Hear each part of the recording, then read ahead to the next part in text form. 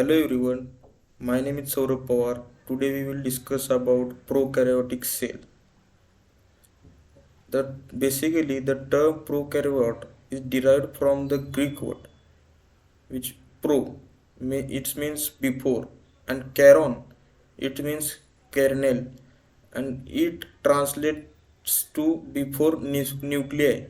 Prokaryotes are the one of the most ancient groups living organisms on earth with fossil records dating back to almost 3.5 billion years ago. These prokaryotes thrived in the Earth's ancient environment, some using chemical energy and others using the sun's energy. These extreme fields thrived for millions of years, evolving and adapting. Scientists speculate that these organisms gave rise to the eukaryotes.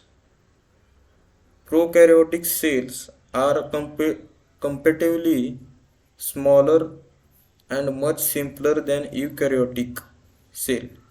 Prokaryotes are unicellular organisms that lack membrane bond structures. The most noteworthy of which is the nucleus. Prokaryotic cells tend to be small, simple cells measuring around 0.1 to 5 micrometer in diameter, while prokaryotic cells do not have membrane bond sorry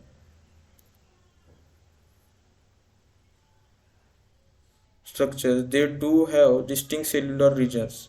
In prokaryotic cells, DNA bundles together in region called the nucleoid. Prokaryotic can be split into two domains. One is bacteria and another is archaea. In prokaryotes, molecules of protein, DNA, and metabolites are all found together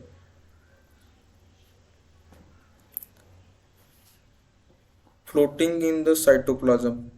Primitive organelles found in bacteria do act as micro components to bring some sense of organization to the arrangement.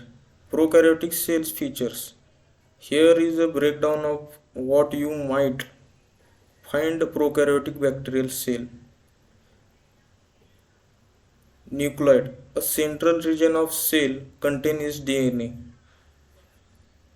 Second one is ribosomes. Ribosomes are responsible for protein synthesis. Third one is cell wall. The cell wall provides structure, protection from outside environment. Most of bacteria have rigid cell wall made up from carbohydrate and protein called peptidoglycans.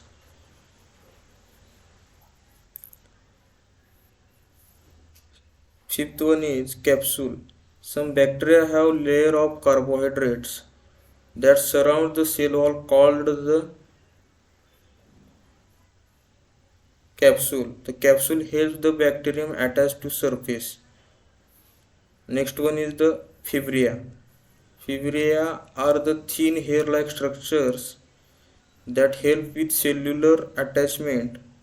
Pili are rod-shaped structures involved in multiple roles including attachment and DNA transfer.